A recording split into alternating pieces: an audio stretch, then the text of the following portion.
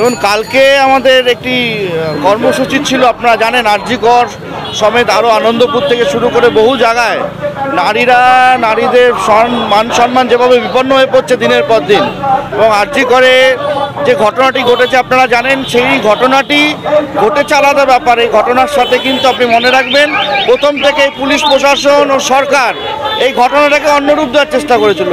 কখনো বলছে সুইসাইড, কখনো বলছে অন্য কিছু বলে দেওয়ার চেষ্টা করেছিল, এবং তারা আরেকটা কাজ যেটা করেছে, মেয়েটার বডিটাকে বাড়ির লোকের হাতে না দিয়ে তাড়াতাড়ি নিয়ে গিয়ে মহাশ্মশানে দাহ করে দেন, যেটা অনৈতিক। এবং এই বিষয়ে সুপ্রিম কোর্টে রোজ ভৎসনার মুখে পড়ছে এই পশ্চিমবঙ্গের সরকার ও পুলিশ।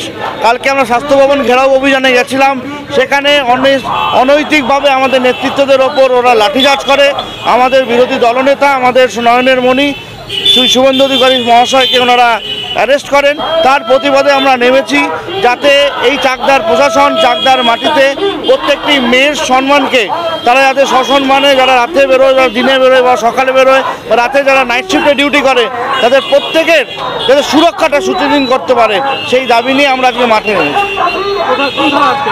আজকে আমরা চাকদা থানায় রয়েছি, চাকদা থানার মধ্যে রয়েছি। এছাড়াও চাকদা থানা ছাড়া বহু থানাতে অবস্থান বিক্ষোভ হচ্ছে সারা পশ্চিমবঙ্গ জুড়ে। আমার নাম সায়ন কংসবণিক, আমি জেলা যুব মোর্চার সাধারণ সম্পাদক।